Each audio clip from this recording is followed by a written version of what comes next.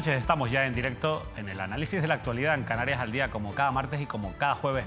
Y desde esta semana, a partir de las 9 de la noche, saben que hemos adelantado una hora el reloj de inicio de este programa, insisto, martes y jueves a partir de las 9 de la noche en directo. Lo que no cambia es la presencia en esta mesa de Óscar Martín, periodista de Onda Cero Canarias. Óscar, muy buenas noches. ¿Qué tal, David? Muy buenas noches a todos. Bueno, vamos a comenzar, Óscar, que hay muchos asuntos de actualidad y queremos empezar con una noticia que conocíamos ayer, después de que el gobierno de Canarias decretara la prealerta por la presencia de pellets en una playa de la isla de Tenerife, en concreto en la playa de Bajamar, en el municipio de San Cristóbal de la Laguna. Eso sí, las autoridades se han apresurado a explicar que esta presencia de pellets no tiene vinculación con ese vertido que está en estos momentos llegando a varias importantes playas del noroeste de la península. La verdad es que había bastante preocupación, Óscar, en principio, después de que se conociera la noticia de la detección de estos pellets, que íbamos a ver, y la verdad es que el gobierno ha actuado rápido.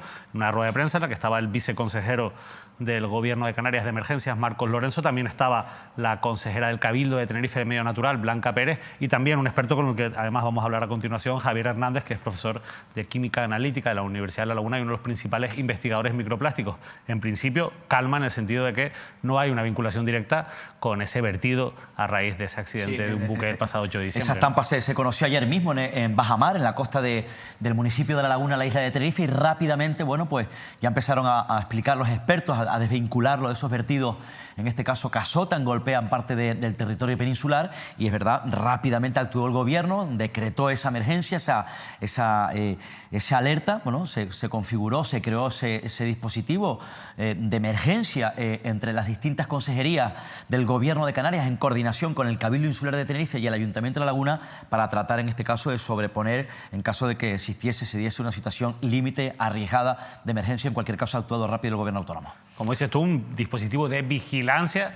Cierta preocupación, y es lógica la preocupación teniendo en cuenta, bueno, pues la situación, insisto, que está viviendo pues muchas comunidades, como en este caso Galicia, Cantabria, Asturias, donde ya están llegando restos de estos microplásticos. Pero para entender un poquito mejor qué son los pellets y por qué deberíamos o no preocuparnos en el caso de que pudieran llegar a Canarias, y si es así, cuándo podrían llegar a causa de este vertido, aunque la verdad es que en las últimas horas hemos leído muchas informaciones que sobre todo invitan no solo a la calma, sino a conocer que la realidad es que ya tenemos constancia de microplásticos de este calibre, como son los pellets, en muchas playas o en muchas partes del litoral de Canarias. Pero quien mejor no puede explicar todo esto es el profesor, como decía, de Química Analítica de la Universidad de La Laguna, Javier Hernández Borges, a quien ya saludamos a esta hora en la noche. Javier, muy buenas noches.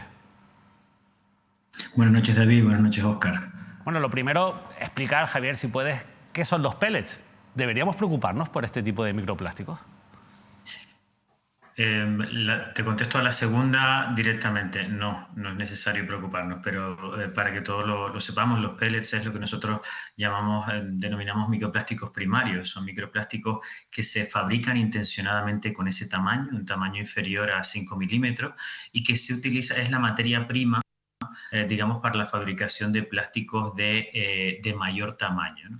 Lo que ocurre es que, bueno, estos microplásticos primarios se fabrican en industrias en una cierta parte del mundo, con lo cual luego se introducen en contenedores, viajan largas distancias, llegan a las industrias químicas y pues son transformados en los plásticos que todos conocemos.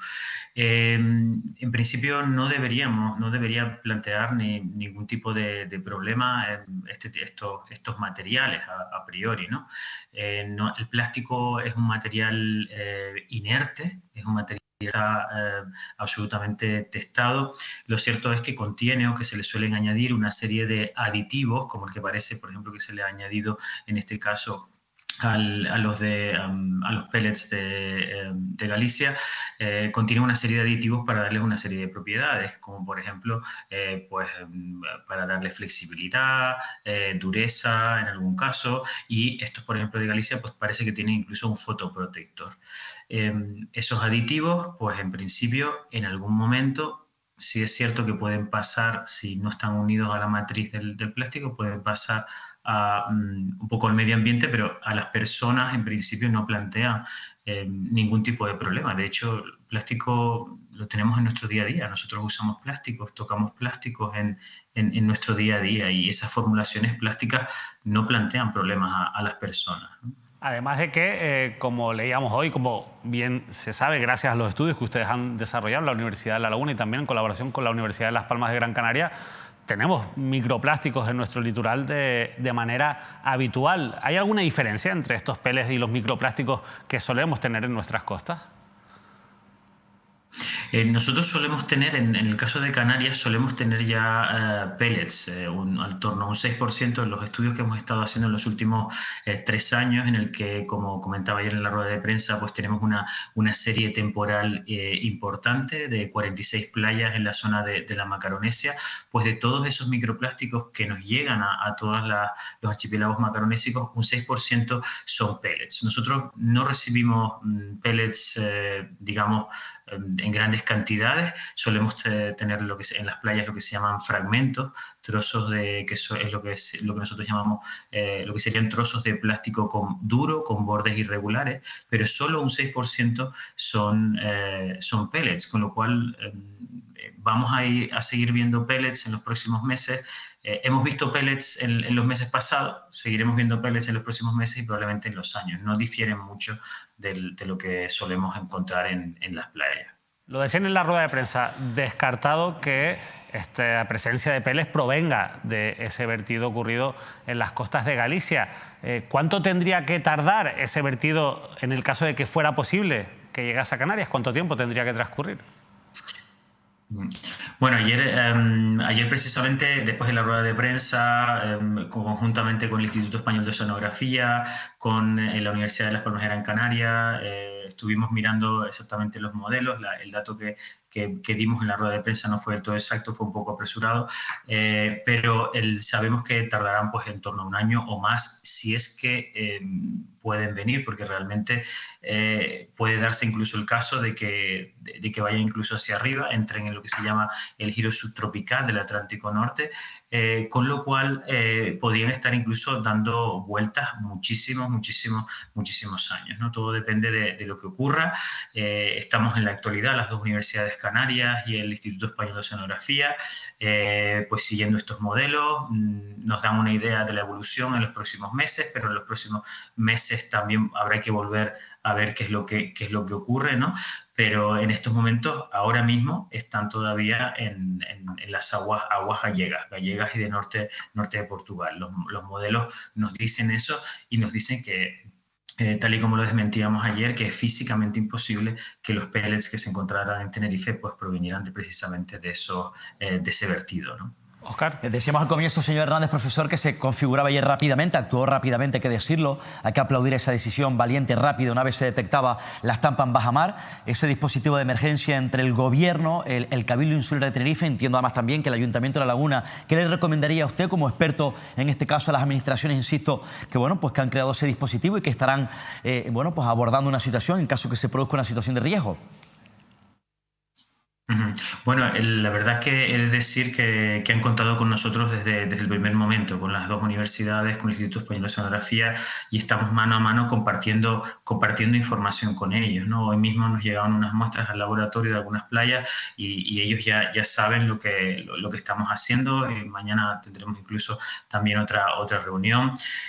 Lo que nosotros hemos tratado de decirles a ellos, y también estamos tratando de decirle también a la ciudadanía, que en principio hay que estar tranquilo, porque parece que se ha, digamos, desatado una alarma y si se ve un pellet en una playa, poco más que la gente piensa que es extremadamente tóxico y que le va a pasar algo, ¿no? Y eso no es nada más lejos de la realidad. Hoy mismo, incluso con otros medios, trataba un poco también de decirles, porque incluso se ha recomendado en algunos casos, en el caso de Canarias, guantes, mascarilla.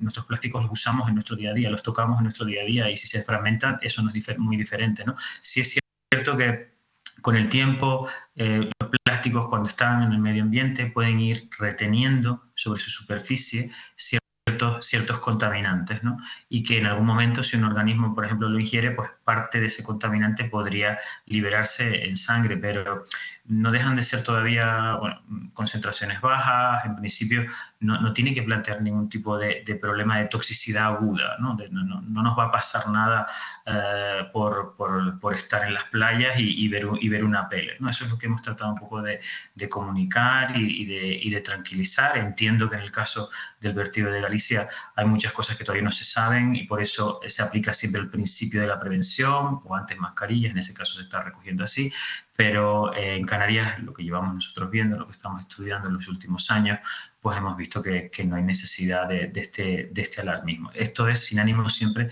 de quitarle hierro al asunto, sin ánimo de obviar que es un problema medioambiental extremadamente importante y que hay que hacer algo, pero que también dejar constancia de que esto no es algo nuevo, esto es algo que ha venido pasando en los últimos años, bueno, y desde hace muchísimos años más. Ya precisamente en cuanto a lo que ha ocurrido en las costas gallegas, profesor, ¿ha actuado bien el gobierno central, la comunidad autónoma de Galicia? Porque parece ser que la sensación que ha habido una descoordinación tremenda, ¿eh?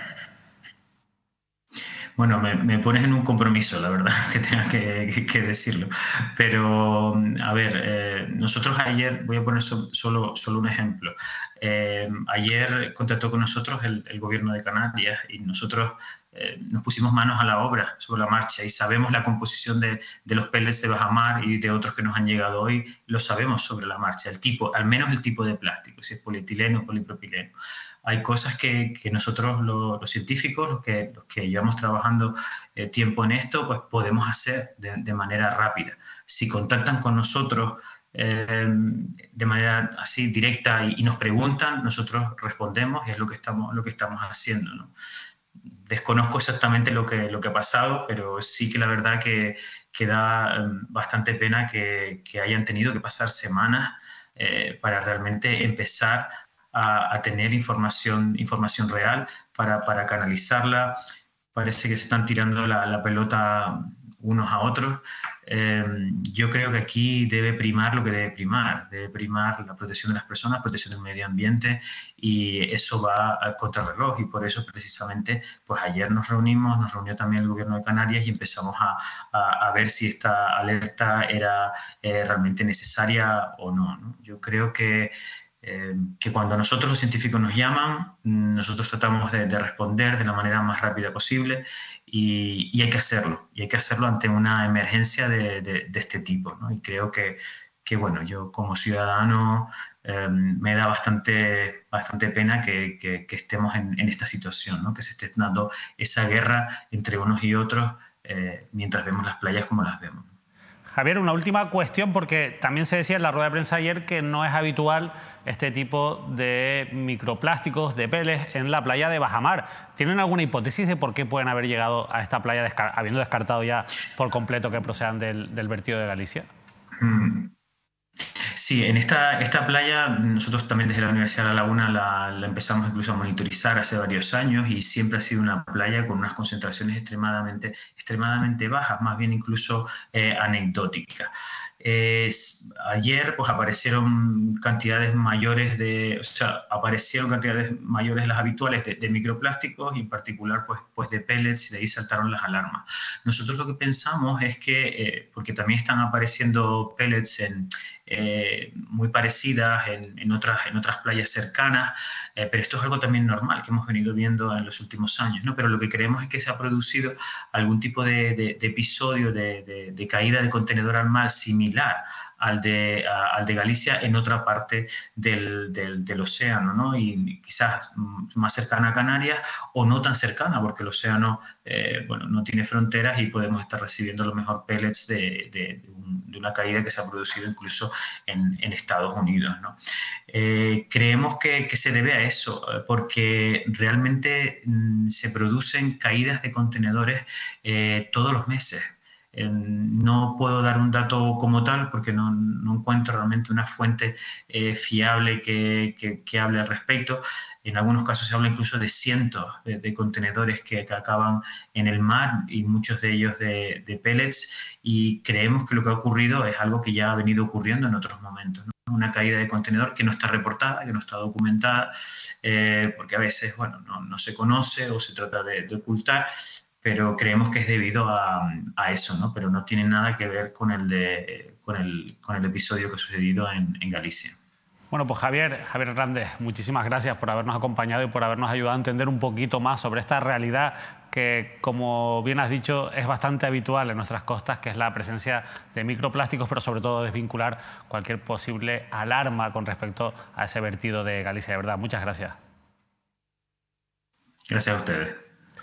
Óscar, pues bueno, más tranquilos en ese sentido. La verdad es que está bien conocer, porque al final, claro, el foco mediático se ha centrado muchísimo en ese vertido de Galicia que ocurría el pasado 8 de diciembre. Desde entonces ha habido muchos titulares y sobre todo una cosa en la que tú insistías, mucha descoordinación entre las administraciones públicas.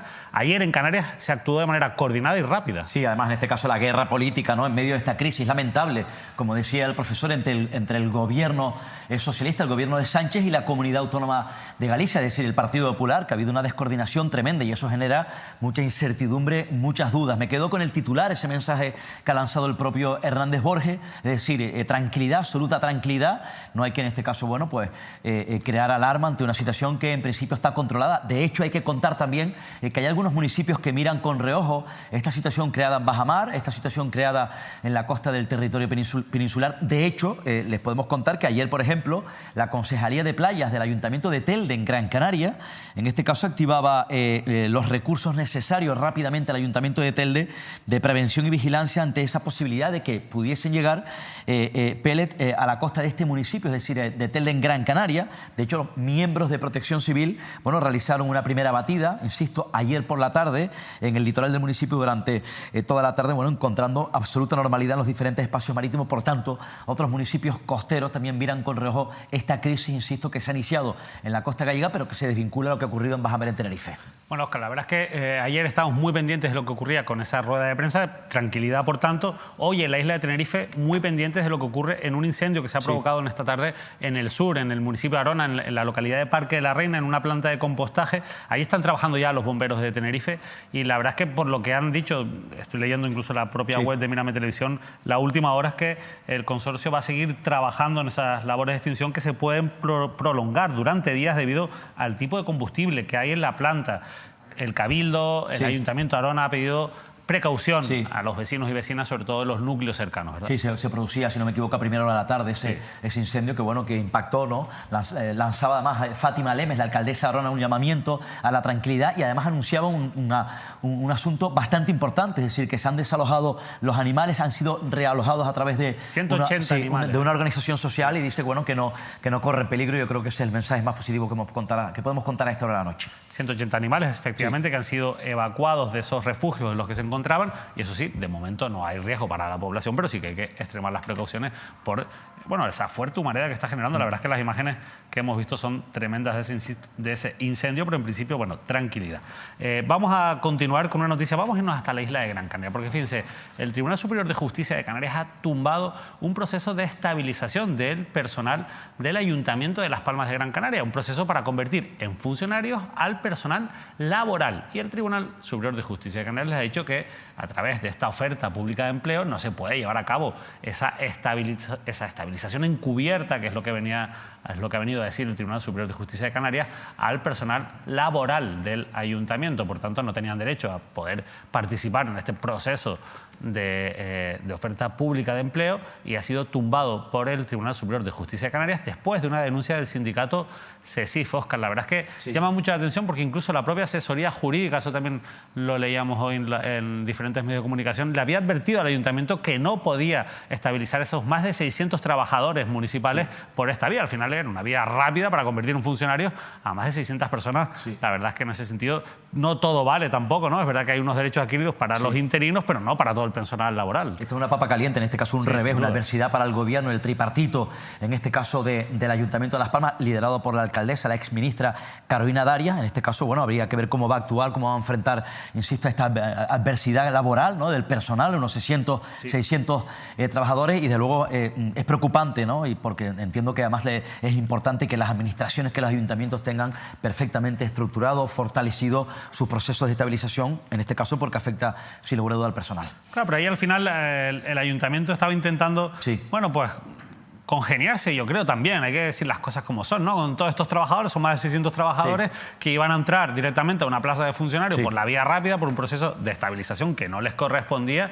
Y claro, el palo es bastante importante, el palo, gracias a esa, insisto, denuncia del CESIF, incluso han sido condenados en costas del propio ayuntamiento, y eso, bueno, demuestra que, sobre todo teniendo en cuenta ese informe de la asesoría jurídica, que había un conocimiento de que se estaban haciendo las cosas mal, y a pesar de ello, pues se siguió hacia adelante, ¿no? Es muy curioso, la verdad, ese trato de favor, entre comillas, ¿no?, que le pretendía dar el ayuntamiento a todos estos trabajadores. Sí, porque como decía el titular, además también en este caso encubierta de personal laboral, ¿no? Y en este caso, bueno, pues se ha venido bajo este masazo, insisto, que afecta al personal y por tanto también a ese proceso de estabilización que es clave, es importante para cualquier administración, en este caso en el ayuntamiento. Bueno, nosotros seguimos pendientes también de otros procesos de estabilización, de otras ofertas públicas de empleo, otras oposiciones que están generando polémica, y ya les iremos contando novedades en los próximos días.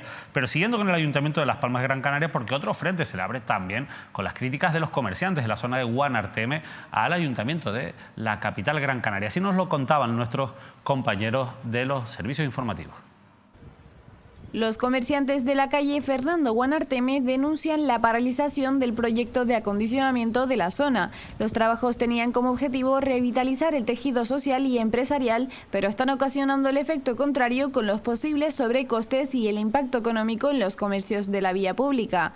Esta situación se produce por el abandono de la empresa constructora Avaldo S.A. el pasado mes de noviembre, fecha en la que tendría que haberse finalizado la obra, por lo que el Ayuntamiento de Las Palmas de Gran Canaria deberá volver a sacar a licitación los trabajos una vez se formalice la resolución del contrato por incumplimiento. Según el concejal de Planificación, Desarrollo Urbano y Vivienda, Mauricio Roque, este proceso podría tardar en resolverse unos 6 meses, que será el tiempo que llevará a sacar una vez más el proyecto a licitación. Por ello, desde el consistorio municipal procederán a asegurar la zona para evitar percances a peatones y vehículos.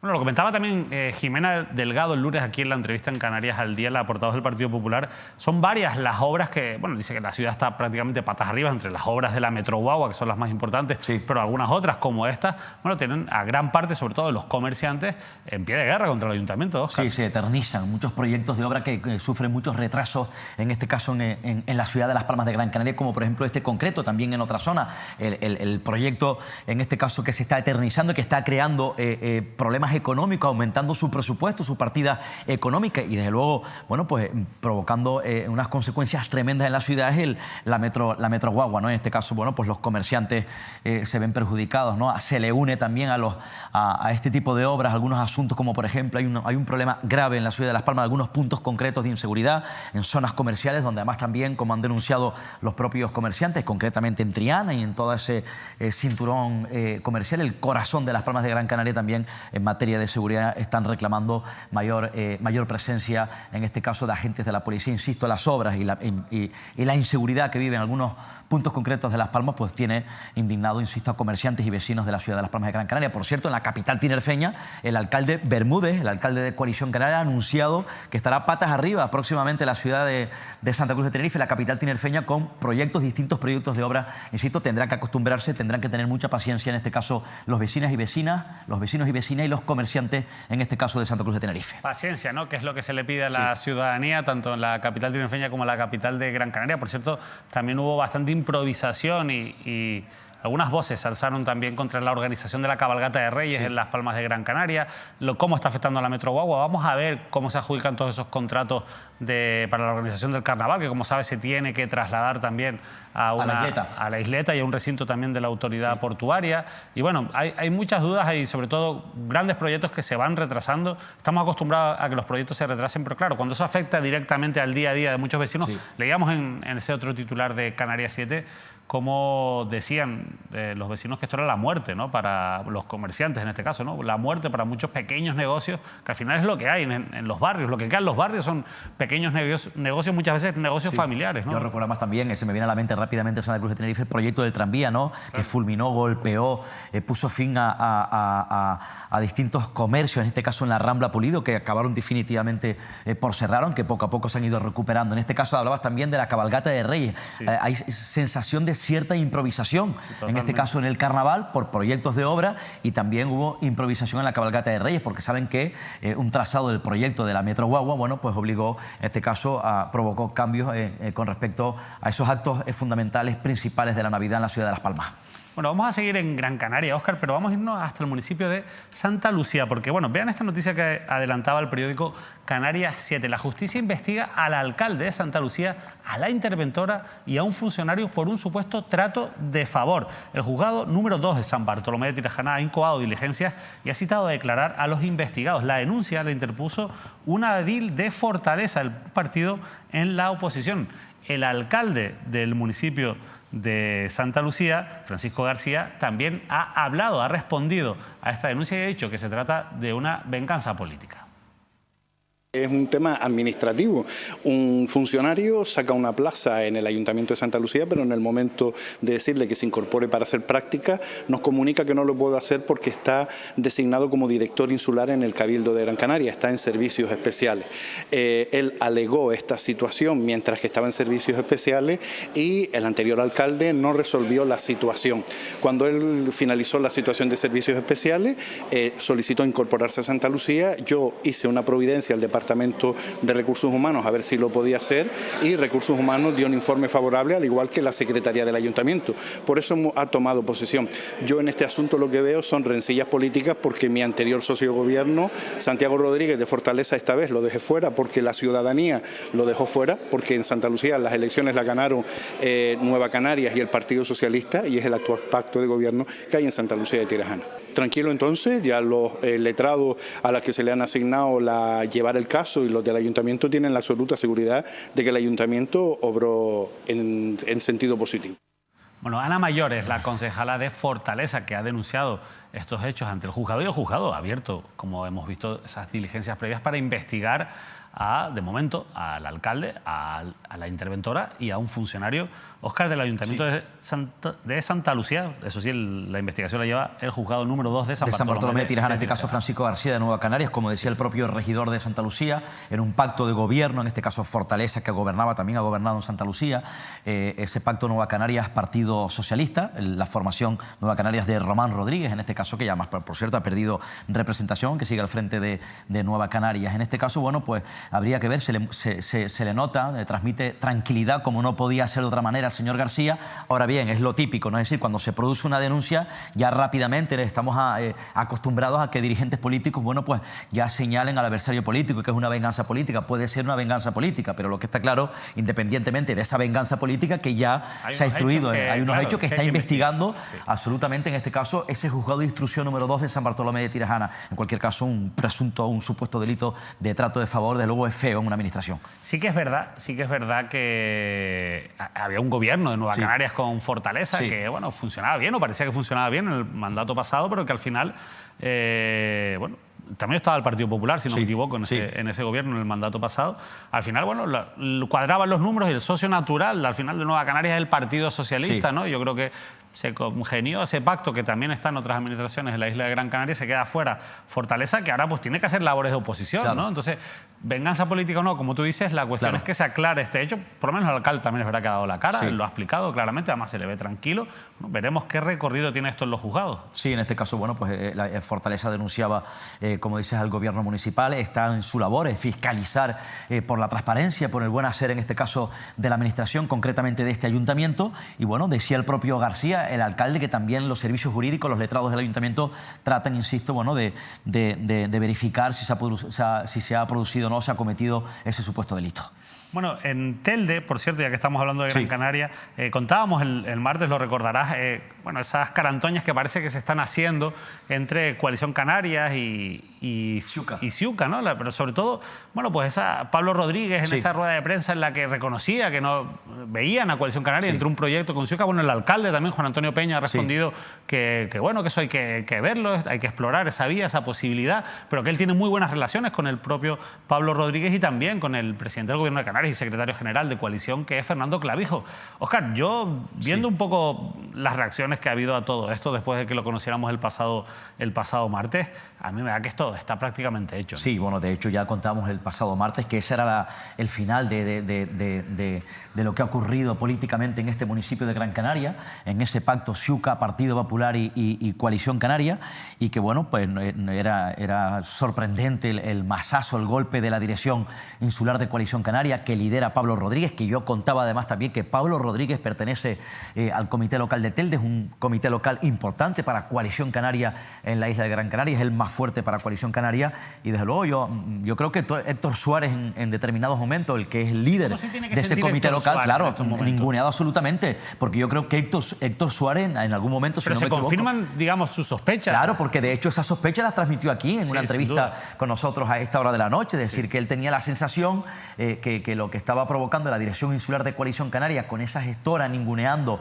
al propio Héctor Suárez, a las bases, a sus compañeros, en este caso concejales de Coalición Canaria, porque no era normal, ¿no?, que crearan una gestora, era quizás para abrir ese camino de acercamiento con Ciuca, con Juan Antonio Peña, una formación Ciuca histórica en Telde, que además con aquellos acuerdos también con el Partido Popular en la época más lamentable del Partido Popular en Gran Canaria, con el señor Soria como presidente. Bueno, se sentirá absolutamente ninguneado, es decir, abandonado, le ha dado la espalda de la dirección insular de Coalición Canaria, en este caso María Fernández y el propio Pablo Rodríguez. Y yo contaba también esa crisis que se ha abierto, según publicaba el Canarias Ahora, con esa desbandada, esas dimisiones en peso en el municipio de Arucá. Al final, Coalición Canaria no es una mala estrategia porque Ciuca está claro que ha tenido un apoyo muy importante en estas elecciones. Veremos si consigue mantenerlo o reforzarlo el alcalde Juan Antonio Peña, y de esa manera se garantiza mantenerse viva, porque ¿qué hubiera hecho, qué hubiera pasado si Coalición Canaria hubiera buscado una plancha alternativa, teniendo en cuenta que Héctor Suárez tiene un bastante control importante, una influencia muy importante a nivel local dentro del municipio? Imagínate que Héctor Suárez se presenta en las próximas elecciones. Coalición Canaria tendría que buscar otro candidato. Yo creo que la única salida para mantener vivas así la Coalición Canaria es lo que están haciendo, ¿no? Y además también hay que decir que Héctor Suárez... ¿Pero por qué? La pregunta es ¿por qué ese odio hacia Héctor Suárez? ¿Por qué no quieren a Héctor Suárez? ¿Por qué lo pusieron de candidato y no lo quieren? ¿Es una cuestión personal, tú crees? Bueno, yo creo que hay una guerra. Yo decía también hace algún tiempo que se abrió la primera fisura, estaba clara, es decir, cuando ningunearon en este caso al comité local, porque sabes además también que Héctor Suárez, es decir, el comité local de Coalición Canaria, quería que su esposa, la señora Cabrera, fuera la candidata, había sido elegida por unanimidad en el comité local de Coalición Canaria en Telde para que fuese en su momento la candidata de Coalición Canaria al Cabildo Insular de Gran Canaria. Fue ninguneado, se saltaron las reglas, se saltaron ese apoyo unánime a la señora Cabrera, insisto, la esposa de Héctor Suárez, para que María Fernández fuese la candidata de Coalición Canaria al Cabildo, que fracasó estrepitosamente. Tuvo que venir de ahí, claro, de ese enfrentamiento. Absolutamente, a raíz de ese enfrentamiento se fue agudizando hasta llegar a este término. Saben que María Fernández es una mujer fuerte, muy cercana a Fernando Clavijo, muy cercana al propio Pablo Rodríguez, el secretario general de Coalición Canaria en la isla de Gran Canaria, y que además también ya saben que al final, bueno, María Fernández tuvo, bueno, pues su apoyo, fue premiada pese a haber fracasado como candidata al Cabildo Insular de Gran Canaria, y ha sido nombrada recientemente, como saben, directora general de Transporte del Gobierno Autónomo. Bueno, la verdad es que, como siempre, Telde da para mucho. Recuerdo incluso, ya que la nombras, que en su momento hubo también una polémica muy grande porque se colocó a la mujer de Héctor Suárez como personal dentro del ayuntamiento, como personal eventual, y eso provocó que desde la oposición se presionara muchísimo para que tuviera que ser destituida. Bueno, la verdad Hay que recordar además también que Onalia Bueno, la alcaldesa de Mogán, en este caso con ese acuerdo con Coalición Canaria, ha sido colocada en la dirección de Coalición Canaria. Y por otro lado, bueno, hay que decir que en este caso, bueno, pues ahora se avecina un congreso, el próximo congreso de Coalición Canaria en Gran Canaria. Es un reto importante para Pablo Rodríguez. Pablo Rodríguez se va a presentar como candidato para seguir dirigiendo el partido. Es el momento, y claro, y en este caso van a por todas. Quieren pescar, como yo decía el pasado martes, en cualquier organización. Quieren introducir a partidos locales en la dirección del partido. Es decir, como ha hecho Nueva Canaria con organizaciones locales que además le ha ido bien, se han asentado y han tenido buenos resultados. Y yo decía, te sorprendía, David, que tratan de pescar también en poder Podemos, habría que preguntarle a Fernando Clavijo o a Ana María Orama o a Coalición Canaria en Tenerife, que es uno de los vetos, es decir, para pactar Podemos y en este caso Vox, y bueno, también quieren pescar dentro del Partido Socialista, dentro del Partido Popular, y también rescatar algunas leyendas, algunos históricos que dejaron la primera línea de la política para, en este caso, aglutinar esfuerzos y bueno, seducir a aquellos que tuvieron peso político en la isla de Gran Canaria, porque saben además también, si me permiten, Coalición Canaria en Gran Canaria son contados, no caben ni en un taxi. No caben ni en un taxi, pero bueno, en cualquier caso, si consiguen hacerse fuertes a nivel municipal, como ha hecho Nueva Canarias, eso puede ayudarles después a tener buenas opciones o a volver a tener opciones después del fracaso de las últimas elecciones en el Cabildo de Gran Canaria. El cerebro de estas organizaciones es Antonio Morales, ¿no? Es decir, con Nueva Canarias, es decir, es el padre político de las organizaciones locales que, insisto, se han implantado, han triunfado, han tenido buenos resultados y que además también les secunda con su buen resultado Teodoro Sosa, el alcalde de Galdar. Bueno, vamos a hablar ahora de política nacional, porque también la política nacional se explica en clave canaria, porque muchas cosas, lo que se aprueba en el Congreso, después tienen consecuencias, sobre todo teniendo en cuenta de que no ha tardado mucho ese voto de Coalición Canaria a la investidura de Pedro Sánchez en ser decisivo para que el gobierno del Partido Socialista y de Sumar hayan podido sacar adelante, por ejemplo, el decreto anticrisis después, bueno, de la falta de apoyos por parte de Junts, de los problemas que existen entre Podemos y Sumar. Bueno, parece que ese voto, que podría parecer en principio insignificante de Coalición Canaria, empieza, como digo, a ser decisivo. Así explicaba Cristina Valido su apoyo a este decreto anticrisis de Pedro Sánchez. Para empezar, advertiré que mi voto va a ser positivo. Nosotros cumplimos si se cumple con nosotros y, por tanto, no vamos a estar ni regateando ni peleando hasta el último minuto cositas a ver si arañamos algo más. De momento, tranquilidad, cumplimos si ustedes cumplen. Dicho eso, no nos parece que sea mucho pedir, recordar que Canarias está esperando una respuesta respecto de la flexibilidad de la regla de gasto que esperamos que podamos tener y que el presidente canario pueda contar con esa posibilidad. Bueno, pues ahí tenían a Cristina Valido. La verdad es que era impensable esto. Quizás, Óscar, hace semanas la realidad es que Coalición Canaria empieza a ser decisiva, pero la pregunta es qué pensarán sus socios del Partido Popular en Canarias, porque le ha lanzado un salvavidas a Pedro Sánchez, al sanchismo, como decían tantas veces desde Coalición Canaria incluso. Sí, desde luego en este caso bueno, se le ha preguntado a Manuel Domínguez, el vicepresidente del Gobierno, el presidente del Partido Popular en Canarias, acerca de la fortaleza, el estado de salud del pacto, ¿no? Y garantizan que, bueno, según el propio Fernando Clavijo y el propio Manuel Domínguez, que, bueno, están coordinados, que están funcionando bien, que, bueno, que no tiene que ver, no tiene consecuencia, decía el propio Clavijo y Manuel Domínguez, ese acuerdo de Coalición Canaria a la investidura de Sánchez, la amnistía y bueno, pues ahora Coalición Canaria lo que está pidiendo que se cumpla con lo que ha pedido, ¿no? Ya saben, ese preacuerdo, esa contraprestación de ese montante económico y que se cumpla especialmente con la agenda canaria. Que, por cierto, el propio Alfonso Cabello, el viceconsejero de la Presidencia, el portavoz del Ejecutivo Regional, exigía esta misma tarde, después de la reunión del Consejo de Gobierno, un encuentro urgente, decía el propio Ejecutivo Regional, de la Conferencia Sectorial de Migraciones. Saben que el asunto clave que está pidiendo el Gobierno al Gobierno de Sánchez, el Ejecutivo Regional al Gobierno de Sánchez, son acciones conjuntas contundentes para frenar el fenómeno migratorio.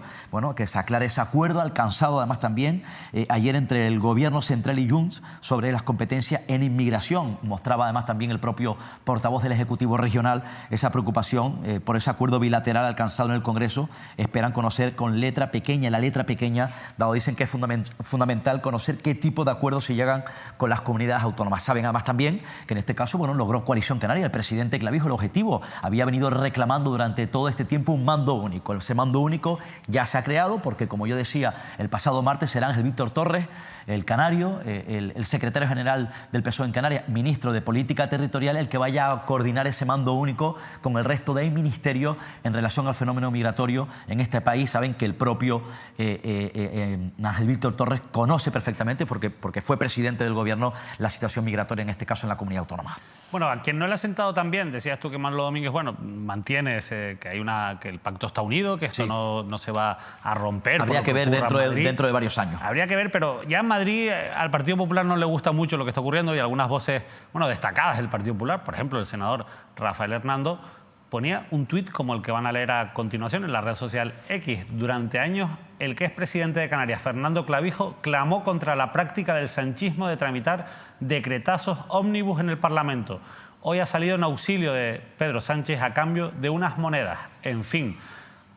Óscar, como decimos... Es un primer aviso, ¿no? Es un primer aviso parece que no sienta bien. Cómo se ve desde claro, Madrid. Es una piedra que lanza la dirección nacional. Es decir, Hernando es un destacado del Partido Popular. Génova, es decir, bueno, habría que decirle al propio Feijóo, la dirección del Partido Popular en este país, concretamente a los hombres y mujeres que tratan de organizar, de definir las estrategias políticas al que están criticando Fernando Clavijo, cogobierna con el Partido Popular. Que el vicepresidente, el número 2 del gobierno de Fernando Clavijo es Manuel Domínguez, que es el presidente del Partido Popular en esta comunidad autónoma. Por cierto, en este caso también el propio Fernando Clavijo y el propio Manuel Domínguez recientemente en una comparecencia conjunta pedían solidaridad al resto de las comunidades autónomas con Canarias. Hay que decirle, recordarle a Coalición Canaria, al Partido Popular, en este caso al señor Domínguez, que si hay algunas comunidades que se oponen, en este caso rechazan esa solidaridad para asumir las competencias, para asumir la redistribución de menores no acompañados, en este caso el Partido Popular, concretamente Madrid, la Comunidad Autónoma de Madrid. Pero Óscar, es que lo hemos contado aquí. ¿Cuánta gente ha colocado el Partido Popular gracias a su regreso al gobierno de Canarias? Claro. ¿Cuánta gente ha salido del ostracismo? A gente que incluso estaba olvidada y ha recibido un cargo, un echadero, como decimos aquí. La última, Luisa Castro, lo contábamos el martes, la exalcaldesa de Güímar. ¿Tú crees que para ellos es fácil romper el pacto con Coalición Canaria? Ellos intentarán aguantar y tragarán con todo lo que sea posible. Porque saben que el Partido Popular siempre traga con Coalición Canaria. Hay quienes dicen además también que el Partido Popular es la muletilla en algunas administraciones de Coalición Canaria, ¿no? Y luego, bueno, pues hay algunos dirigentes, en este caso, por ejemplo, el que fue presidente del Partido Popular en Canarias, Asier Antona, diputado nacional por la provincia tinerfeña, alcalde de la ciudad de Santa Cruz de la Palma, vino a decir recientemente en una entrevista en un rotativo tinerfeño en el Diario de Aviso que su mayor adversario, que su enemigo al que hay que fulminar es a Coalición Canaria. Eso el Partido Popular no lo ha entendido, es decir, su enemigo en las urnas es Coalición Canaria, porque Coalición Canaria en este caso también pesca, roba votos al Partido Popular. Eso ocurre, por ejemplo, en la provincia de Santa Cruz de Tenerife. Yo contaba además también que en Santa Cruz de Tenerife, bueno, hay muchos militantes, muchos vecinos y vecinas de derechas del Partido Popular que en determinados momentos han votado al alcalde Bermúdez. Hay gente del Partido Popular que votó, en este caso, a Ana María Aramas como candidata de Coalición Canaria al Congreso de los Diputados. Desde luego, lo que ha ocurrido en estas dos cuotas del Partido Popular y de Coalición Canaria en cuanto a gente colocada es tremendo, ¿no? Es decir, está muy abultada la administración pública. Ellos hablaban siempre, se les llenaba la boca de simplificar, en este caso adelgazar la administración pública, el gobierno autónomo. Todo aquel candidato o candidata que se quedó fuera en algún municipio que fracasó estrepitosamente, hemos dado muchos nombres, están colocados, en este caso el Partido Popular, en la cuota del Partido Popular, en la formación que dirige Manuel Domínguez. ¿Por qué le interesa mantener a toda costa al Partido Popular ese pacto con Coalición Canaria, permanecer en el gobierno? Porque eso fortalece a la figura de Manuel Domínguez como presidente del Partido Popular. Bueno, sin duda. Hablabas de Santa Cruz de Tenerife. Vaya la que se ha liado hoy, ya se los adelanto, en una comisión de control en el Ayuntamiento de Santa Cruz de Tenerife, concejales y concejalas arremetiendo los unos contra los otros y perdiendo las formas políticas que se esperan de representantes públicos en unas instituciones tan importantes como puede ser el Ayuntamiento de Santa Cruz de Tenerife. Pero antes vamos a hablar de un vídeo que ha subido a YouTube, a su canal de YouTube, Ecologistas en Acción Benmajec. Un vídeo en el que cuenta detalladamente, dura casi 10 minutos. Nosotros no vamos a ver los 10 minutos, les invitamos a que entren al canal de YouTube de Benmajec y puedan ver ahí ese vídeo porque está muy bien documentado y explica desde los antecedentes hasta qué ocurre en la última hora, la realidad de esos dos hoteles, del Olivia Beach y del Tres Islas de Riu, de la multinacional Riu, en las dunas de Corralejo. Hoteles donde se han detectado una serie de ilegalidades y sobre los que pesa expedientes para acabar con la concesión con la que gozan y que ya está caducada en ambos casos, y también para derribar, por tanto, esos hoteles. Bueno, la realidad es que en este vídeo, el que vamos a ver solamente dos extractos, se explica muy bien, con datos y con información, qué es lo que ha ocurrido en estos años, pero también se señala la complicidad política de todos los lados que ha tenido la multinacional Riu. Quiero que vean este extracto del vídeo de Benmajec. A finales de la década de los 70 se construyeron en las dunas de Corralejo de Fuerteventura dos grandes hoteles de lujo y un complejo de apartamentos, el Riu Tres Islas y el Riu Oliva Beach, anteriores a la ley de costas actual y a la declaración de la zona como Parque Natural de las Dunas de Corralejo, que prohibirían este tipo de edificaciones tanto en el dominio público marítimo terrestre como dentro de los límites del espacio natural protegido. En la actualidad, sobre ambos complejos hoteleros recae la apertura de expedientes de caducidad que podrían conllevar la retirada de las concesiones para la ocupación y el uso del dominio público que se les otorgó en su momento y terminar con el derribo de las edificaciones. Representantes públicos y empresarios han salido en defensa de los establecimientos, manifestándose además a las puertas del mismo y reclamando el traspaso a Canarias de las competencias en costas para evitar por cualquier medio la demolición de los hoteles. Hagan perder el tiempo y más en una situación tan compleja, tan difícil, en la que necesitamos todos los que estamos aquí. Todos los que estamos aquí necesitamos ponernos de acuerdo para sacar esta tierra adelante. Nadie nos va a venir a ayudar y por lo tanto tampoco nadie nos va a venir a estorbar. El gobierno de Canarias, además de defender abiertamente los intereses y las ilegalidades del río, alega que los hoteles no se encuentran dentro de ningún espacio protegido, batalla con el Estado por las competencias de costas y asegura públicamente que los establecimientos van a seguir ahí. Me he reunido varias veces con los trabajadores, les he dicho que esos hoteles ahí están, que siguen y que van a seguir. En agosto de 2023, el gobierno formado por Coalición Canaria y el Partido Popular, liderado por Fernando Clavijo, concedió el Premio Turismo Islas Canarias al Hotel Riu Oliva Beach, calificándolo de pionero en la apertura de Canarias al mercado turístico europeo, con un factor de dinamización y modernidad en el archipiélago, y defendiendo que el hotel ha contribuido al desarrollo en el empleo local y la riqueza de la isla. Y a los trabajadores del Oliva Beach, no vamos a ceder el empeño, no vamos a permitir el abuso, no vamos a permitir el atropello y vamos a ir hasta las últimas instancias. Bueno, escuchamos a Fernando Clavijo, Ángel Víctor Torres, a Blas Acosta, prácticamente unanimidad política en defender no las ilegalidades detectadas y que se cumpla la ley, sino en defender a la multinacional Riu, poniendo como escudo, si me lo permites, Óscar, a los trabajadores, que es algo que es muy recurrente, ¿no? Sí, se nota aquí además también, ¿no?, cómo se alinean ante esa multinacional que tiene un peso turístico importante en Canarias, ¿no?, y ese temor a actuar ante esas supuestas ilegalidades. Pero es curioso, fíjense, los políticos, en este caso el gobierno autónomo, concede esa distinción a ese hotel concreto, Oliva Beach, tremendo, cuando está en riesgo ya, cuando tiene que clausurar su establecimiento, y por otro lado lo distinguen, ¿no? Esto es tremendo, ¿no? Y luego lo que a mí me preocupa, lo que me parece lamentable es cómo juegan, cómo generan incertidumbre ante lo más importante, ¿no?, que es el futuro, los puestos de trabajo de una amplia masa, en este caso de trabajadores que dependen directamente de la actividad turística, en este caso de estos hoteles. Lo que están provocando, insisto, es más duda, más incertidumbre y creando falsas esperanzas. Me parece lamentable. Se debería hablar más también de esas responsabilidades políticas, ¿no?, de cómo se están alineando. Lo digo porque es que es muy cruel, ¿no?, el usar a los trabajadores, a la parte más débil de toda esta historia, porque al final lo que tiene que hacer una multinacional como Riu es garantizar el futuro de sus trabajadores. Ellos han cometido unas ilegalidades y, de hecho, se les han ofrecido alternativas para que se ubiquen. Mario Cabrera, que estuvo sentado aquí recientemente, lo decía, ¿no? Les hemos ofrecido alternativas en su momento para que se ubicaran en otros lugares. Y decía Mario Cabrera, nuestra actitud con Riu va a ser la de cumplir la ley. Pero claro, después escucha a Fernando Clavijo y lo que dice Fernando Clavijo es una cuestión completamente distinta. Hay que estar del lado de los trabajadores, pero lo que hay que hacer es buscar soluciones a los trabajadores sin que una multinacional pueda hacer lo que le da la gana en un espacio protegido en las dunas de Corralejo, ¿no? Sí, desde luego, sea una multinacional o no, si están cometiendo una ilegalidad. Obviamente. Y recuerda más también que se saltaban en este caso las directrices del gobierno de España, ¿no?, con estos hoteles que, bueno, decían de manera contundente que había que actuar, ¿no? Y bueno, el gobierno de Canarias, el anterior gobierno liderado por Ángel Víctor Torres, en este caso el propio Albuena, que era consejero de Transición Ecológica y Medio Ambiente de la Comunidad Autónoma por el Partido Socialista, bueno, trataban de buscar algún camino para tratar de salvar estos hoteles en la isla de Fuerteventura. En cualquier caso, tienen que dar una alternativa viable, una alternativa firme, en este caso, para ese importante número de trabajadores que dependen de estos hoteles. Bueno, cambiamos de asunto porque hace tiempo que no les hablamos de los problemas que sigue generando la ley de dependencia, de los problemas que hay también para valorar la discapacidad. Y hoy queremos hablarles de una noticia, aprovechar una noticia que publicaba Diario de Fuerteventura para hablarles de cómo está la situación en la isla Majorera. Hace mucho tiempo que se lleva luchando para intentar dotar de más personal a las administraciones en la isla de Fuerteventura para poder tramitar pues todo lo que tiene que ver con la discapacidad y la dependencia. Ven esta noticia que publicaba Diario de Fuerteventura, nuestro compañero Eloy Vera: listas de espera de más de un año para valorar la discapacidad en Fuerteventura.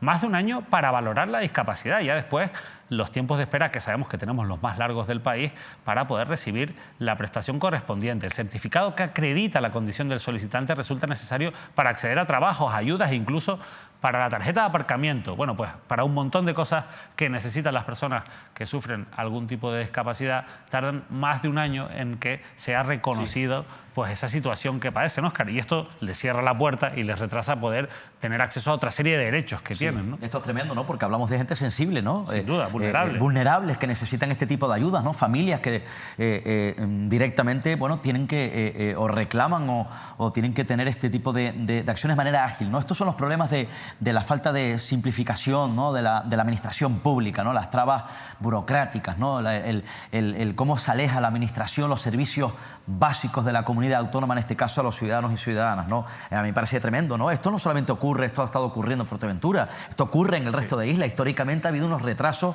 unas listas de espera para hacer esa valoración de discapacidad. ¿Por qué? Lo han denunciado los trabajadores. Falta de medios y falta de personal. Esto es un problema, insisto, que ha tenido que arreglar, tenía que haber arreglado ya hace mucho tiempo la Consejería de Asuntos Sociales de la Comunidad Autónoma.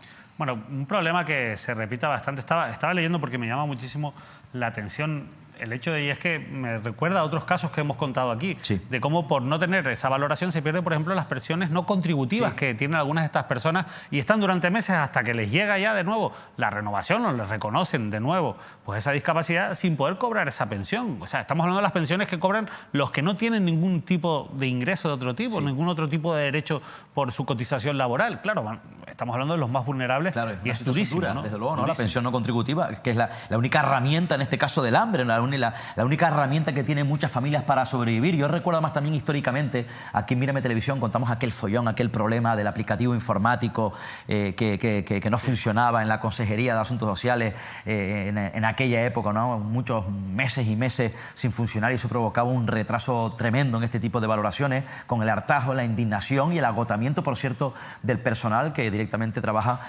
bueno, que hace un esfuerzo tremendo para agilizar y que estas ayudas lleguen directamente y rápidamente a las familias que lo necesitan.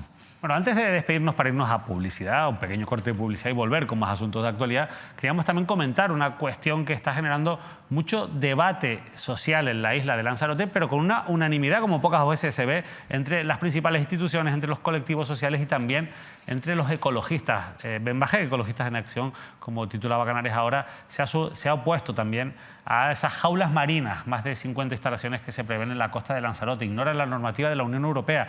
El polémico proyecto pretende instalar 56 jaulas para el cultivo de dorada, lubina y atún atlántico. Es todo un despropósito ambiental, social y económico. Hay muchos expertos también universitarios, investigadores que han advertido de cómo puede afectar la colocación de estas instalaciones en el ecosistema marino, sobre todo en muchas especies de pescados de la zona. También alertan del impacto que puede tener y sobre todo nos hemos visto, y los que tenemos experiencia en otros lugares, de cómo muchas veces estos negocios acaban quebrando y después tenemos esqueletos de jaulas marinas por todo el litoral de Canarias perdidos, ¿no? Y bueno, la verdad que lo más interesante de Lanzarote, Óscar, es que tanto el Cabildo como los ayuntamientos de Yaiza, de Teguise, bueno, todos están de Tías, están en la misma línea para defender que no se instalen estas jaulas marinas y de momento no lo tienen. Hay un problema, hay una polémica, hay un frente abierto en Tenerife también, en el sur de la isla de Tenerife, en la zona de Arico, por ejemplo, concretamente, y también de Candelaria, de Arona, ¿no? Es decir, que la Federación de Pescadores de Canarias han levantado la voz, han reunido además también con representantes del gobierno regional, si no me equivoco, con el diputado del Común, si no me equivoco, con los ayuntamientos para tratar, en este caso, en la costa del sur de la isla de Tenerife, que no se instalen este tipo de proyectos, con las consecuencias que tiene en este caso para la actividad pesquera. Insisto, es una denuncia que están haciendo los pescadores, el colectivo de pescadores concretamente en el sur de la isla de Tenerife. Luego hay hechos que son insólitos, ¿no? Increíble que ocurran, por ejemplo, en islas como Fuerteventura, Lanzarote, donde también se hartan algunas fuerzas políticas, algunos políticos en este caso, en su defensa del medio ambiente, ante también, bueno, lo que consideran que, bueno, ha provocado cierto destrozo, ¿no? O la masificación turística en islas como, por ejemplo, Lanzarote. Sí, lo cierto es que, bueno, también ahí hablabas también un poco de lo que le afecta con el tema de las instalaciones de los molinos eólicos que quieren instalar por gran parte del litoral de Canarias. Pero a mí me parece muy llamativo, ¿no? Esa unidad, lo digo porque es que al final estaba leyendo, ¿no? Y todas las asociaciones sociales, ecologistas, expertos universitarios tienen clarísimo, ¿no? Ese no es el camino, no es el camino, no es una solución económica. Y bueno, veremos hasta dónde llega también en este caso el presidente Osvaldo Betancor, de Coalición Canaria, que es clave, el presidente del Cabildo Insular, para defender, bueno, pues que se defienda el litoral en este caso. Bueno, nosotros nos vamos, como les decía, unos minutos a publicidad y volvemos con más actualidad informativa.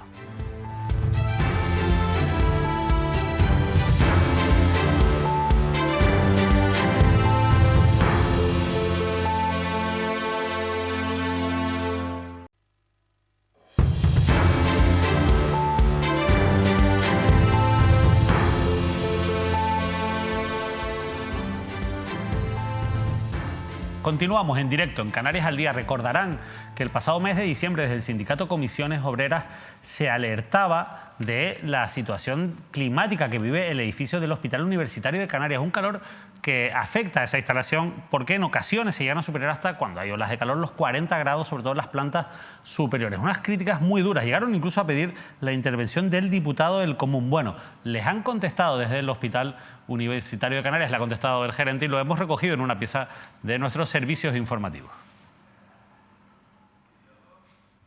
Tras la reunión del diputado del Común con representantes sindicales de comisiones obreras en la que denunciaron la falta de adaptación climática en las plantas superiores del Hospital Universitario de Canarias, el gerente del complejo hospitalario, Adasat Goya, señala que... Pues soy el primer alarmado al ver las condiciones en las que tenemos a los pacientes de temperatura, que están bien atendidos, que no faltan medios, pero es verdad que las salas, las habitaciones no están climatizadas y el carecer de esa climatización pues hace que las estancias ahí sean bastante complicadas. Una situación que se lleva viviendo desde el año 2019, cuando la entonces gerencia de LUC licitó un proyecto para la instalación del aire acondicionado por valor de 2 millones de euros. Este quedó suspendido y se tuvo que indemnizar con 200.000 euros a la empresa adjudicataria. El proyecto ya ha ido por vía de urgencia y va a ir también por vía de urgencia a acometer la reforma del cuadro eléctrico. Lo que pasa es que es una reforma complicada que va a perdurar un largo periodo, por lo tanto no vamos a poder abordar la climatización en el corto plazo y eso hay que decirlo. Por mucho que pueda doler, no vamos a tener disposición de tener las plantas climatizadas el próximo verano y muy probablemente el siguiente tampoco, puesto que no hay tiempo físico material de poder abordar dicha obra. El gerente del Hospital Universitario de Canarias ya cuenta con el visto bueno del director del Servicio Canario de Salud, Carlos Díaz, y de la consejera de Sanidad, Esther Monzón, para llevar a cabo los proyectos por la vía más rápida posible. Bueno, un concurso fallido y de nuevo las consecuencias, sobre todo para el personal, pero también para los usuarios del Hospital Universitario de Canarias. Ha dicho Adasat Goya, el gerente del Hospital Universitario, que este verano seguro que no y probablemente el próximo tampoco llegará ese aire acondicionado para climatizar principalmente, Óscar, las plantas superiores del Hospital Universitario de Canarias, y se ha quedado tan tranquilo. Yo lo digo así porque es verdad, al final más vale que reconozca las cosas y que ya lo sepan, acaba de llegar, pero también es verdad... Es un asunto viejo este, ¿eh? También, claro, pero también es verdad que manda narices, no por él, sino porque la administración y el hospital universitario, en este caso la gerencia, no haya sido capaz de sacar ese concurso adelante, ¿no? Porque al final con la excusa de que, bueno, es que los concursos fallidos, bueno, los concursos son fallidos porque se hacen las cosas mal. Si los concursos se preparan bien y a conciencia, no debería haber tantos problemas. A ver qué papel juega Rafael Llanes, ¿no? Intermediario en este caso entre los trabajadores que se reunían con el propio Llanes y la propia dirección del hospital universitario. Este no es el problema principal que tiene el Hospital Universitario de Canarias, es un problema añadido a mucho, porque ya saben ustedes además también, ¿no? Es un hospital, un centro obsoleto, es decir, viejo.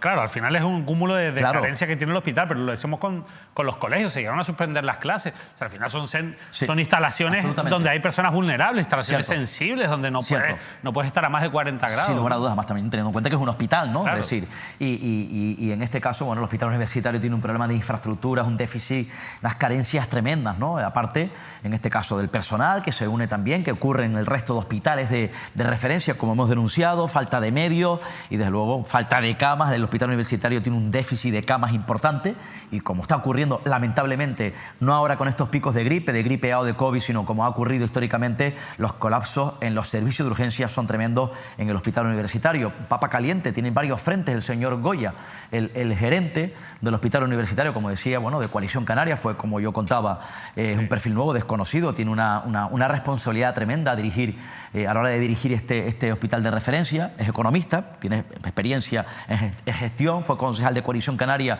en el Sausal y es estibador, por cierto, fue coordinador de los estibadores, en este caso del puerto de Santa Cruz de Tenerife. No sé si tiene experiencia, pero insisto, tiene una gran responsabilidad el señor Goya al frente de esta dirección, colocado, como saben, por su partido Coalición Canaria. Bueno, la verdad es que de momento veremos cómo acaba todo esto. Insisto, al final lo que se prepara el concurso, tiene razón el gerente de que al menos 2 años. Lo que ocurre es que no sé si esa respuesta va a convencer al sindicato Comisiones Obreras, Óscar. Bueno, vamos a continuar. Les decíamos antes de la publicidad que vaya trifulca que se ha armado hoy en una comisión de control del Ayuntamiento de Santa Cruz de Tenerife. Quiero que vean este titular que publicaba el periódico El Día, porque resume muy bien lo que ocurría después. Ataque homófobo y ataque machista entre concejales de Santa Cruz durante una comisión de control.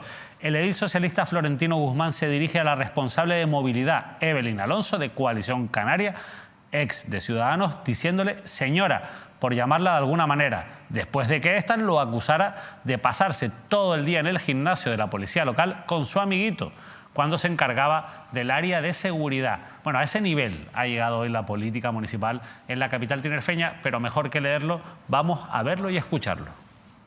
Y por supuesto felicitar a doña Zaida por esa ordenanza de movilidad, porque fue lo que recogí para poder volver pues a levantar y tener una nueva ordenanza de Santa Cruz, porque don Florentino sinceramente no movió un solo papel, estaba todo el santo día pues en el gimnasio con su compañerito de la policía local.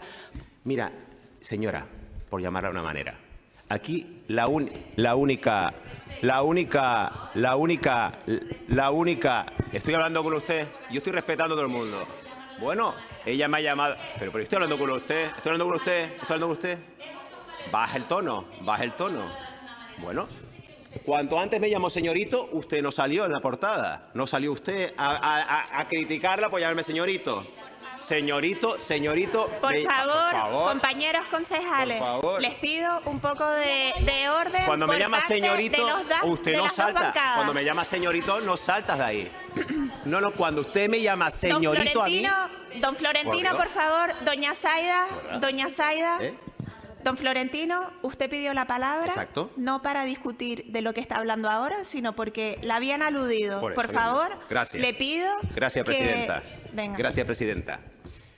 La que sale a defender a Evelyn Alonso es Zaida González, la portavoz del Partido Popular, Óscar, pero que es perpetuo, ¿verdad? Desde luego, es un patio de colegio, ¿no? Es decir, esto ocurre, además es lamentable, ¿no? En los ayuntamientos sobre todo, ¿no? Y está, bueno, es verdad que ahí históricamente, hace muchos años, tiene una guerra política, en este caso el propio Florentino Guzmán, que fue en la época de donde gobernaba el Partido Socialista con Patricia Hernández de alcaldesa, el responsable de tráfico y en este caso seguridad, y saben también que, bueno, Evelyn Alonso en el anterior mandato era la concejal de Seguridad Ciudadana y Policía Local, y tienen un enfrentamiento que roza ya lo personal entre el propio concejal del Partido Socialista, en este caso la ex de Ciudadana, ahora de Coalición Canaria. Me parece que transmitir esta situación de colegio, de patio de colegio a la ciudadanía no me parece, insisto, ni el sitio ni las formas más adecuadas, porque, insisto, lo que provocan es que los ciudadanos se alejen aún más, desconfíen aún más de la clase política, repito, como ha ocurrido en esta comisión de control en el Ayuntamiento de Santa Cruz. Porque además yo creo que si esas cuestiones personales, claro que hay ese enfrentamiento, que muchas veces a veces se ve en las redes sociales incluso, y que ya no gusta, ¿no?, cuando lo vemos en las redes sociales, pero yo creo que hay que dejarlo a un lado. Cuando se entra al Palacio de los Dragos, se entra a una institución como es el Ayuntamiento de Santa Cruz de Tenerife, una comisión de control, a un pleno, ahí yo creo que hay que mantener las formas, ¿no? A mí me parece que es de muy mal gusto, es muy ofensivo, es machista el comentario, por supuesto, que realiza Florentino Guzmán con respecto a Evelyn Alonso, pero también lo que dice Evelyn Alonso es, por supuesto, que se puede identificar como un comentario homófobo, pero también me llama la atención porque, o sea, ella sabía o le tiene constancia de que en horas de trabajo se iba Florentino Guzmán al gimnasio de la policía local con un amigo, con una amiga, con quien se quisiera ir, pero se iba, que quizás es lo importante, en horas de trabajo al gimnasio de la policía local, y no dijo nada, no hizo nada, no se ha hecho nada. No sé, al final es llevar todo esto a una... Confusión, crear confusión, sí, ¿no? Pero además son detalles que no le interesa a la ciudadanía. A mí me llamaba hoy una persona que no está vinculada con la política y me decía, oye, pero hoy estaba escuchando en la radio, porque lo debieron de poner en alguna radio este debate. Decía qué cosa más fea, ¿no? Insultos, tal. O sea, fuera de lugar, lo que decías tú, yo creo que la clave es personal, que la gente ve esto. Bueno, yo creo que por vergüenza, para que tengan un poco de vergüenza, vamos a volver a poner las imágenes para que la gente vea cómo se comportan algunos representantes públicos en Santa Cruz de Tenerife.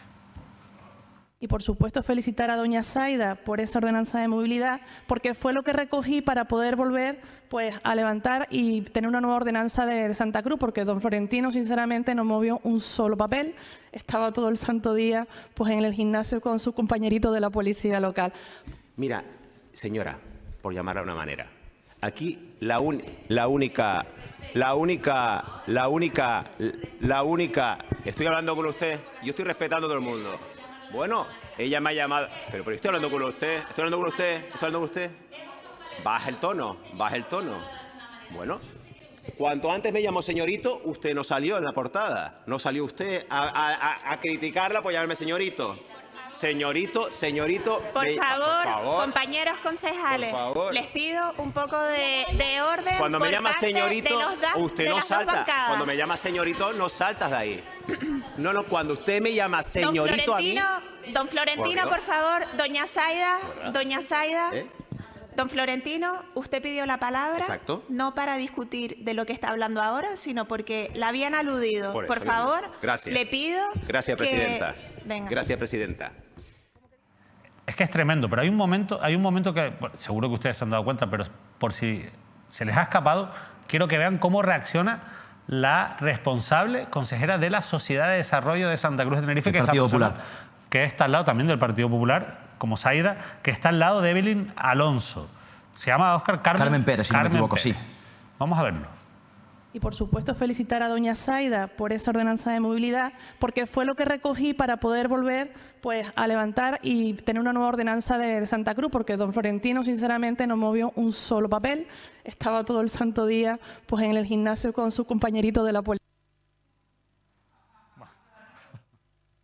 La verdad es que Óscar... Casi se le salen los ojos a la concejal del Partido Popular, que se estrena, debe estar asombrada, porque es la primera vez que se estrena, la primera vez que entra en política esta joven chicharrera, ¿no? Y es la primera vez, su primer mandato en el consistorio, en el Palacio de los Dragos. También es, por cierto, callado el portavoz de Coalición Canaria, José Alberto Díaz Esteban. Hombre, porque él sí que ha vivido algunas cuantas, experiencia, ¿no? En las épocas duras, ¿no? De mucha bronca. Claro, pero alguien que llega de nuevo a la política, claro, pero esto es así. La cara de incredulidad, ¿no? De impacto. Y luego, bueno, sale ahí en defensa del gobierno la propia Zaida González, y tienen que ser tanto Zaida González como Florentino Guzmán. Bueno, pues se les llamó la atención por parte, en este caso, de la presidenta de la comisión, de esa comisión, la concejal de Deportes del Partido Popular, Alicia Cebrián.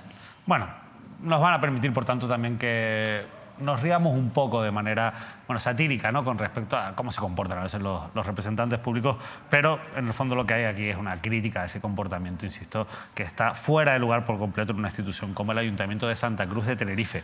Y ha habido novedades. Vamos a seguir con nuestra escaleta, con nuestro guión del programa, porque hay un asunto que también no queremos dejar pasar, porque ya lo contamos también en respuesta a esas informaciones que ha venido contando el periódico El Día sobre esa presunta agresión sexual por la que se investiga a Miguel Cabrera Pérez Camacho, que fue un exdiputado muy conocido, un dirigente muy importante del Partido Popular y que ahora es presidente del Real Casino de Tenerife. Pues bien, La Provincia y El Día publicaban que otro joven ha denunciado tocamientos de Miguel Cabrera Pérez Camacho en diciembre de 2022. Un hombre de 25 años explica que el episodio supuestamente ocurrió en la vivienda del abogado en Tenerife, cuando fue a solicitar prácticas en su bufete. Ustedes saben ya también que la Universidad de La Laguna ha apartado temporalmente de su condición de profesor al propio Miguel Cabrera, Óscar. Sí, Miguel Cabrera Pérez Camacho, un reconocido abogado tinerfeño, en este caso, como decías, también tuvo notoriedad, fue conocido en la vida pública porque fue diputado regional del Partido Popular, un destacado de la organización del Partido Popular en la isla de Tenerife, y además también, bueno, ha venido ejerciendo la presidencia, ha estado al frente de la presidencia de una institución señorial, o en este caso importante en la sociedad tinerfeña, como es el Real Casino de la isla de Tenerife. Sí que es verdad que en un primer momento, cuando trascendió en este caso la primera noticia que publicaba el periódico El Día, bueno, se apartó en este caso, dejó el cargo de manera transitoria para no perjudicar a la imagen del casino, además mandando un comunicado explicando los hechos el propio Pérez Camacho a los socios y socias del Real Casino. Además también justificaba, apelaba, decía que se trataba de una denuncia, en este caso por venganza de un joven abogado que ejerció la abogacía en su despacho, que lo despidió y que luego se vengó con este tipo de acusaciones falsas, según denunciaba, insisto, o trascendía de la propia voz de Miguel Pérez Cabrera. Saben que Miguel Pérez Cabrera en el primer caso declaró ante el juzgado de La Laguna. Ahora se produce otro episodio, supuestamente, según publica el periódico El Día, según ha trascendido desde este rotativo, parece que es similar a la primera denuncia que hace un joven. Bueno, este es otro joven de 25 años. Se cae un poco, ¿no?, la explicación esa de, bueno, esto es una venganza confianza cuando ya aparece una segunda persona. Y además esta persona dice que no tiene relación, es decir, que no conoce para nada, en este caso, el primer denunciante, ¿no? Ya declaró, según publica el periódico El Día, declaró ante la jueza, ante el juzgado de instrucción número 4 de La Laguna. Entiendo además también que ahora que ese juzgado llamará por segunda vez a declarar en calidad de investigado, insisto, al abogado Tinerfeño. En cualquier caso, la primera consecuencia es que, bueno, ha sido apartado de manera provisional como profesor de la Universidad de La Laguna. Por cierto, hace unos días trascendía también que retomaba la presidencia del Casino de Tenerife de manera transitoria. Otra joven, en este caso Cristina Martín Rodríguez, asumía esa presidencia. Parece que lo ha dejado. Ha vuelto Pérez Camacho a asumir, y además está pendiente si celebran unas elecciones, en este caso para convocar o para elegir presidente, insisto, del Casino de Tenerife. En cualquier caso, habría que ver qué recorrido tiene. Apelo, como siempre, a la presunción de inocencia del señor Pérez Camacho. Por supuesto, hay que apelar a esa presunción de inocencia. Hay una causa penal que se está investigando aquí. Probablemente el elemento clave decisivo pueda ser esa situación de superioridad que tiene Miguel Cabrera como profesor sobre esas presuntas víctimas, porque al final eran alumnos que iban a su despacho a encargarle unas prácticas, y es donde puede estar, porque si no, bueno, mucha gente incluso a mí me han comentado, no, es que claro, es que son personas mayores de edad. Bueno, en cualquier caso, aunque las relaciones sexuales tienen que ser consentidas, ¿no? Por mucho que sean mayores de edad. Pero sí que es verdad que sobre todo el elemento que puede ser clave es el de esa superioridad, porque claro, puedes decir, bueno, ¿por qué no se negaron? Bueno, pues a lo mejor no se negaron en ese momento, entre otras cosas porque esta persona era quien tenía que darle las prácticas, aprobarle esas prácticas o darle la posibilidad de trabajar en su despacho, abrirle la puerta del mundo laboral. Ese miedo es quizás lo más importante que haya que valorar ahora. Desde luego, además también, por cierto, ya en la otra clave, ¿no? Independientemente de la causa penal, hay algún que otro personaje chicharrero de reconocido prestigio en su momento, de jurídico, conocido, insisto, en Santa Cruz de Tenerife, que él y algunos otros de su entorno, también muy vinculados a la vida pública, se están frotando las manos porque quieren acceder como sea a la presidencia del Real Casino de Tenerife. Llevan trabajando, además también maquinando, insisto, esto independientemente del ámbito penal, para tumbar de una vez por todas la intención, insisto, de algunos de Pérez Camacho al frente del Real Casino. Claro, esa es otra, porque al final Pérez Camacho, con una trayectoria tan dilatada, pues igual que tendrá muchos defensores, tendrá muchos detractores y tendrá muchos enemigos que ha generado por el camino. Y como se suele decir aquí, ¿no? En la bajadita te espero, y probablemente haya muchas personas que la están esperando en la bajadita y van a aprovechar toda esta situación. Sí. No decimos que formen parte de todo esto, porque no lo sabemos, pero sí van a aprovechar toda esta situación, tú lo has explicado bien, pues para intentar que Miguel Cabrera abandone la presidencia del Casino, que al final es un club privado, pero es un club social de mucha relevancia en la capital tinerfeña, donde se mueven muchos intereses, porque ahí se reúnen gente con muchas, son muy poderosas, entonces ser el presidente del Casino pues te da también una autoridad importante, y claro, hay gente que estará pues esperando, ¿verdad? Sí, desde luego. Además, hay que decir que cuando se presentó Miguel Cabrera Pérez Camacho a la presidencia del Casino, su adversario en aquel momento fue, bueno, otro abogado conocido de Tenerife, Vicente Álvarez Gil. Vicente Álvarez Gil. Bueno, veremos en cualquier caso quién va a sustituir si finalmente Pérez Camacho abandona ya definitivamente la presidencia del Real Casino por estos asuntos que de momento, eso sí, se instruyen en un juzgado de San Cristóbal de la Laguna. Bueno, y a continuación vamos a ver unas imágenes que yo les tengo que advertir que son durísimas. Pueden herir su sensibilidad. Vamos a ver unas imágenes de maltrato animal que son gravísimas a raíz de unos hechos descubiertos por parte de la policía local en una finca del Tablero, en Santa Cruz de Tenerife. Ya digo que las imágenes son muy fuertes. Vamos a ver primero este titular: maltrato brutal en Santa Cruz de Tenerife, una podenca viva de milagro, perros muertos encadenados y un bidón lleno de huesos. La policía local de la capital tinerfeña abre diligencias por un delito de maltrato animal. Valle Colino ha presentado una denuncia tras localizarse un microchip en el recinto ubicado en el Tablero. La importancia que tiene que todos los perros estén identificados con un microchip. Esto a lo que se han opuesto sobre todo desde colectivos de cazadores, porque entre otras cosas gran parte del maltrato animal que vemos, que nos encontramos, proviene o afecta a perros de caza. Y la verdad es que, bueno, ahí están viendo esas imágenes, son durísimas.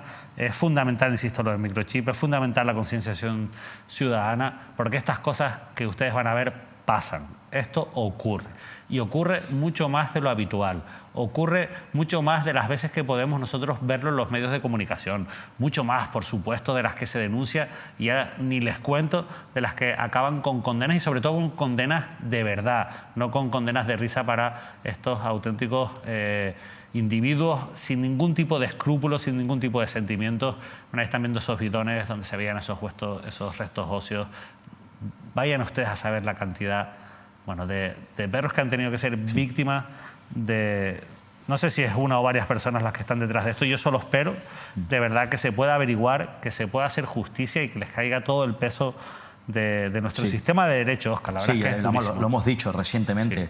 Es decir, que hay que aplicar con todas las consecuencias de manera contundente el Código Penal, la ley con todas las consecuencias sobre estos personajes, sujetos, individuos que desde luego protagonizan casos como este, concretamente en la capital tinerfeña. Esta semana conocíamos además también otro episodio de maltrato animal en la Isla Bonita, en la isla de La Palma, y es importante la concienciación. Es lamentable que todavía tengamos que seguir denunciando casos de maltrato animal, y es importante el papel que puedan jugar los ayuntamientos. Esas concejalías de bienestar animal, esas concejalías que se están creando, tienen que tener las herramientas, tienen que tener un presupuesto importante, tienen que tener medios para combatir, precisamente para prevenir y concienciar. Insisto, como decíamos, que no se pueden protagonizar este tipo de hechos lamentables, ¿no? La falta de humanidad de algunos sujetos, de algunos personajes, que algún día incluso habría que ponerles rostros con nombres y apellidos los que se dedican a protagonizar este tipo de maltrato animal. Y ojo, porque también en este caso la policía local juega un papel importante para detectar, determinar y desde luego, bueno, pues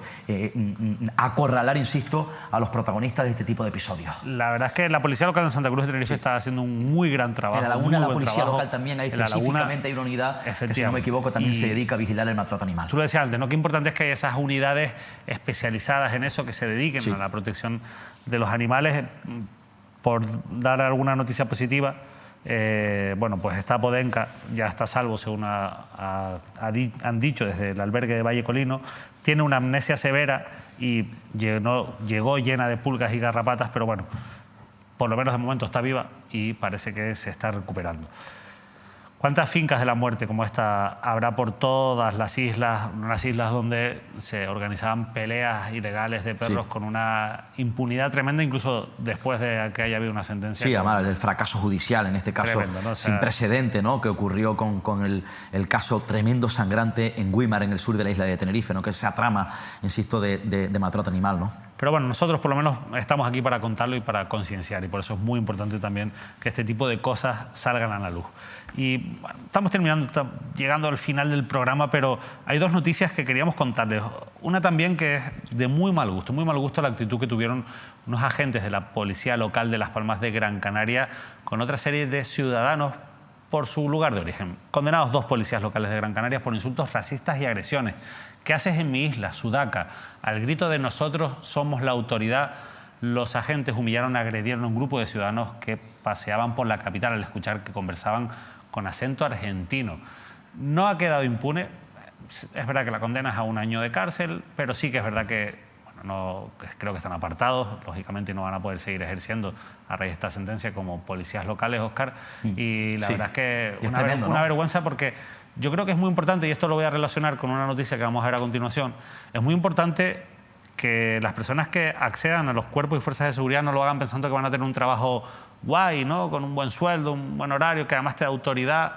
Que lo hagan porque de verdad creen en porque tienen vocación y creen en el servicio público. Que son la mayoría, que son la mayoría los que tienen vocación. Pero después al final aparece una minoría como esta que ensucia y enturbia la imagen. Mancha los cuerpos de seguridad. Sí, ¿no? totalmente. Tienen que tener en cuenta, tienen que estar convencidos. Quien accede a un puesto de funcionario público tiene que tener esa vocación de servicio público. Es decir, un policía local, un policía nacional o un guardia civil, su función es velar por la seguridad del ciudadano, porque el ciudadano le paga por velar por la seguridad, por abrirle el camino a cualquier acción que reclame un ciudadano, insisto, a un funcionario público, en este caso las fuerzas de seguridad, concretamente en este caso la policía local de Las Palmas de Gran Canaria. Esas expresiones o ese tipo de agresiones, ¿no? Racistas no caben sin duda en esta sociedad, y menos, insisto, quien ostenta un cargo de funcionario público, quien ostenta un cargo de responsabilidad de seguridad ciudadana, y además también quien lleva un uniforme oficial que representa a los vecinos y vecinas, en este caso de la capital Gran Canaria. Está esa condena, desde luego hay que apartarlo. Estos personajes no pueden seguir, insisto, vistiendo el uniforme de la policía local y representando, insisto, al funcionariado de la ciudad de Las Palmas de Gran Canaria. Bueno, lo importante es que al final el juicio fue bastante mediático, y lo importante es que haya habido condena y que esto también bueno, puede ayudar a que otros se lo piensen 2 veces antes de actuar de esa manera. Y les decía que esto quería relacionarlo con otra noticia que también hemos leído, en este caso en el Canarias 7, porque vuelve a demostrar algo similar, ¿no? Ese comportamiento, esa falta de respeto hacia lo que supone ser parte de un cuerpo o una fuerza de seguridad. Investigan a 3 agentes por hacer una fiesta en la sede de la Policía Canaria. Fíjense, se trata de alumnos del curso de formación básica que ya habían pasado finalmente todas sus pruebas y casi que lo estaban celebrando, ¿no? Llevaron alcohol, pusieron música e invitaron a 2 trabajadoras de la empresa de catering. Bueno, la verdad es que llama mucho la atención la fiesta que se montaron. Había una serie de reglas, pero a ver, estas personas podían haber celebrado la fiesta en cualquier otro lugar. No tenían que hacerlo dentro de las dependencias, no tenían que actuar como actuaron, haber invitado a esas personas ajenas con las que después fueron encontrados. ¿Sabes? Son cosas, además de llevar el alcohol, lo que lógicamente estaba prohibido en una cena, en este caso de la Policía Canaria. La verdad es que, Óscar, cosas que llaman la atención, pero les han pillado, les han denunciado, y ojo que entre las posibles sanciones a las que se pueden enfrentar está la expulsión del cuerpo. Es decir, que a lo mejor van a tener una... Y hablamos de alumnos, ¿no? Alumnos, exacto. Alumnos que habían pasado ya el curso de formación, habían pasado las pruebas y demás, pero, insisto, ya estaban prácticamente a punto de ser nombrados y ahora a lo mejor su carrera va a terminar aquí, su carrera en la Policía Canaria. Sí, desde luego, esto es un cachondeo, ¿no? Porque no cabe ningún tipo de fiestas, en este caso, dentro de la sede, de la institución, ¿no? De la Policía Canaria, ¿no? Que es una institución, por cierto, pública, ya que hablamos de lo público y además con alcohol, invitando a personas externas del catering, vamos, me parece lamentable. Esto me recuerda además también en la época de pandemia, ¿no? Aquella famosa fiesta brindis que hicieron algunos altos cargos de la policía local en la sede, en la comisaría de la policía local de la capital tinerfeña, además en este caso, bueno, sin mascarillas, ¿no? Saltándose las medidas de seguridad, y cuando además también recuerdo protagonizada por la que fue la comisaria de la policía local en la capital tinerfeña. Me lleva ese recuerdo que incluso fue denunciado y fue lamentable. Bueno, Óscar, antes de despedirnos, porque en estos últimos días hemos conocido cómo ya han regresado las primeras personas a sus viviendas en la isla de La Palma, en la zona de Puerto Naos, en La Bombilla. Sí. Se está iniciando, ya se ha iniciado ese proceso. Esperamos que tenga continuidad y que se haga con normalidad. Sí, porque ya decíamos, anunciaba el presidente del Cabildo de La Palma, Sergio Rodríguez, ¿no? Después de las valoraciones, de las reuniones con los expertos, ¿no? Esos gases, esos medidores, que era fundamental ese tipo de herramientas, en este caso de vecinos y vecinas, para acceder. Iban por partes. Los primeros que accedieron a la costa, en este caso de Puerto Naos, la costa de los Llanos de Aridane, fueron los vecinos concretamente de esa zona, además una zona restringida. No podían, alguno que otro sí se saltó a la normativa, las restricciones, y acudía a su casa.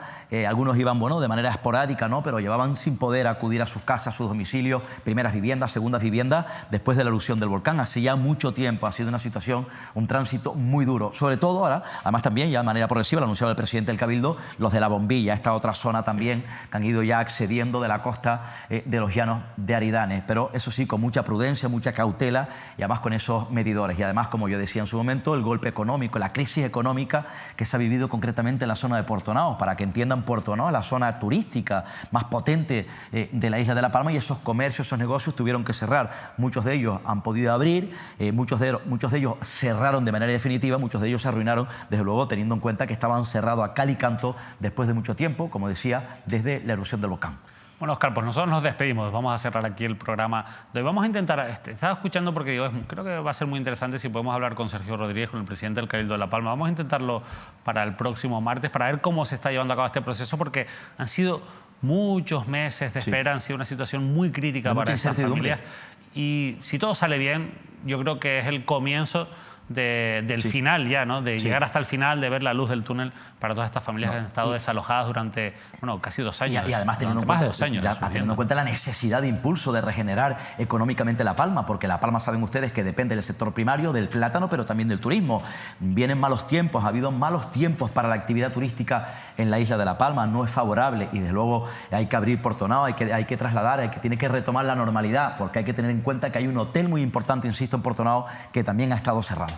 Bueno, pues Óscar, muchísimas gracias, ha sido un placer como siempre. Buenas noches, muchas gracias. Muy buenas noches, esperemos que hayan disfrutado de toda la programación, en este caso de todo el análisis, de toda esa actualidad que nos rodea. Espero que sigan disfrutando de la programación. Estamos haciendo un trabajo muy intenso en el área informativa. Quiero que sigan los servicios informativos, quiero que sigan todo el trabajo que realizan los compañeros de deporte, las entrevistas que hacemos en Canarias al Día, y el programa de Manuel Artiles, que ya vuelve la próxima semana, el miércoles. No se lo pierdan.